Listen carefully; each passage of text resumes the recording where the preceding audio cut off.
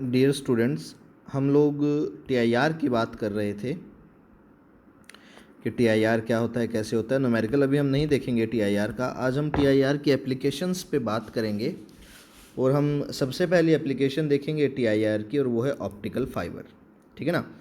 देखिए, optical fibre basically क्या होते हैं। Optical fibre are the fibres, these are the fibres used for data transmission. ये वो फाइबर हैं जिनको हम यूज़ करते हैं डेटा ट्रांसमिशन के लिए। And their main principle is, इनका जो मेन प्रिंसिपल है और वो क्या होता है, TIR, टोटल इंटरनल रिफ्लेक्शन। ये टोटल इंटरनल रिफ्लेक्शन के ऊपर क्या होते हैं, बेस्ड होते हैं। ठीक है ना।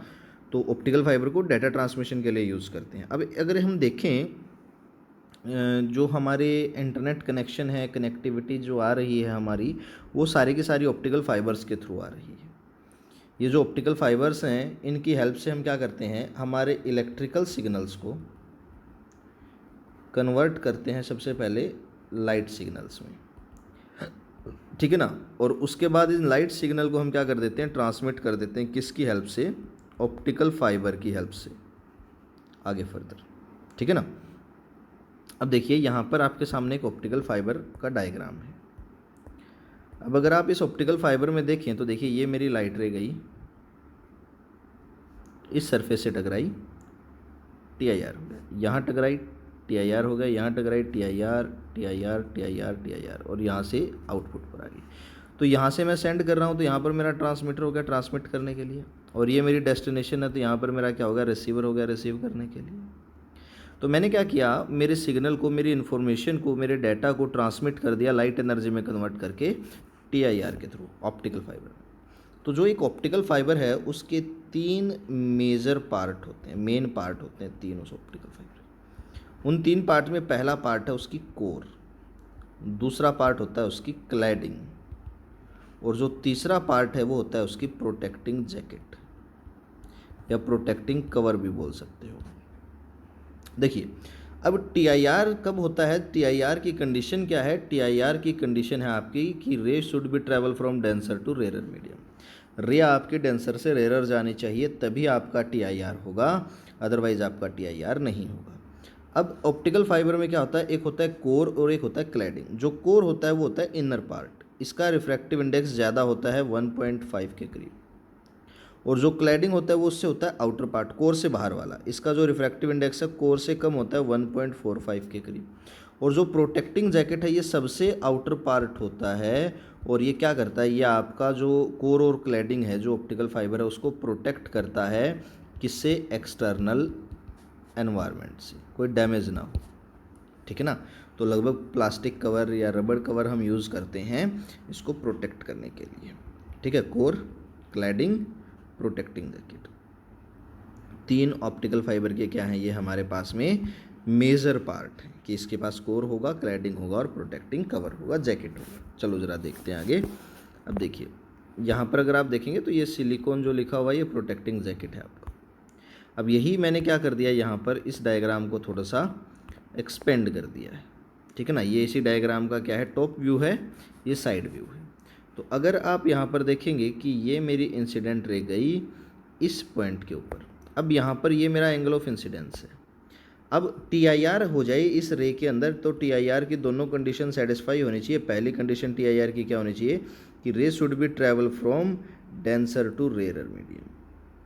तो यहाँ पर ये अंदर वाला मेरा क्या है, कोर है, बाहर वाला मेरा क्या है, क्लैडिंग है। और मुझे पता है कि कोर का रिफ्रैक्टिव इंडेक्स ज़्यादा होता है, क्लैडिंग का कम होता है, तो कोर डेंसर होगा, क्लैडिंग रेयर हो गया, नो प्रॉब्लम एट ऑल।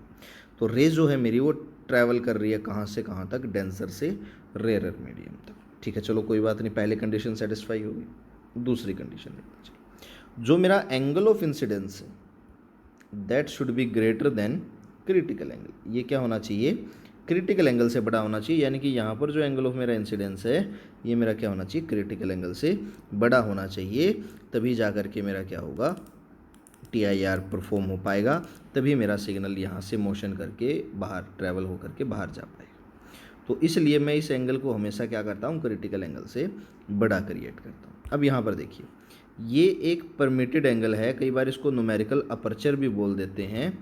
ठीक है ना, कि ये न्यूमेरिकल अपर्चर है मेरे ऑप्टिकल फाइबर की, जिसके अंदर से अगर मैं लाइट डालूंगा सिर्फ तभी ये TIR करेगी, अदरवाइज़ मेरा लाइट TIR नहीं करेगा।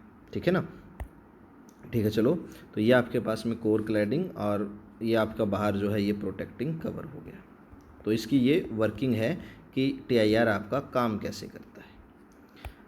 अब देखिए क्लासिफिकेशन ऑप्टिकल फाइबर के कुछ एक क्लासिफिकेशन होते हैं।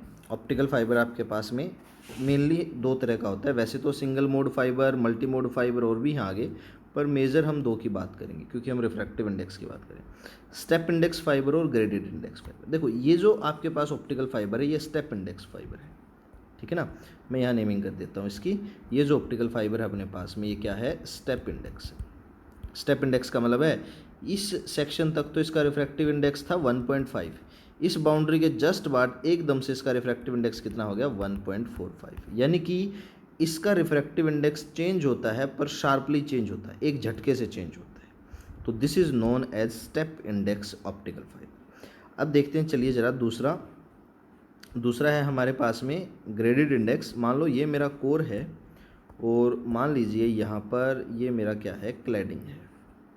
ठीक है ना, अब ग्रेडेड इंडेक्स में क्या होगा, लेट सपोज मैं कह देता हूँ कोर जो है आपके पास में उसका रिफ्रैक्टिव इंडेक्स यही मान लिया 1.5 है मान लो इसका। तो अब जो क्लैडिंग है इसका रिफ्रैक्टिव इंडेक्स जो है वो कांस्टेंट नहीं होता है, बल्कि जो क्लैडिंग है इसका रिफ्रैक्टिव इंडेक्स वेरिएबल होता है, चेंज हो रहा होता है डिस्टेंस के साथ में। लेट सपोज यहाँ पर इस पॉइंट के ऊपर इसका जो रिफ्रैक्टिव इंडेक्स था वो कोई भी मान लो 1.5 से कम मान लो, 1.49 मान लिया मैंने, और टॉप पॉइंट के ऊपर चले गए हम यहाँ से मान लो, और इस टॉप पॉइंट के ऊपर मैंने जो इसका रिफ्रैक्टिव इंडेक्स है लेट सपोज कह दिया कि 1.4 है।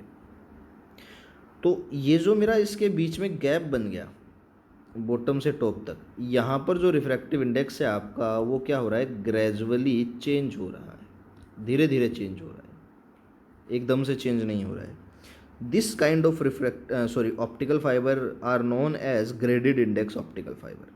ठीक है ना, अब इनके अंदर क्या होता है, जब भी आप रेज को एंट्री करवाते हो इनके अंदर लाइट रेज को, तो वो रे इसकी तरह शार्पली बैंड नहीं होती है, बल्कि वो धीरे धीरे ऊपर तक जाएगी, धीरे धीरे बैंड होगी, इसी तरह से धीरे धीरे बैंड होकर के जाएगी, इस तरह से जाएगी। ठीक है ना, शार्प बैंडिंग नहीं होगी। मैं यहाँ दिखा भी देता हूँ, देखो यहाँ पर तो रे हमारी क्या है, शार्प बैंडिंग है यहाँ से यहाँ, पर यहाँ पर रे क्या है, ग्रेजुअली बैंड हो रही है ऐसे। ठीक है ना, तो ये डिफरेंस है ग्रेडेड इंडेक्स और स्टेप इंडेक्स के बीच में। तो ये था आपके पास में ऑप्टिकल फाइबर। यूजेस हमने इसके देख लिए हैं, मेडिकल साइंस में भी यूज़ होते हैं। कल हम अगला एप्लीकेशन देखेंगे TIR का, और कल हम इसके एप्लीकेशंस को कवर करके हो सका तो आगे ग्लास लैब स्टार्ट भी करते हैं। तब तक के लिए thank you, have a great day ahead.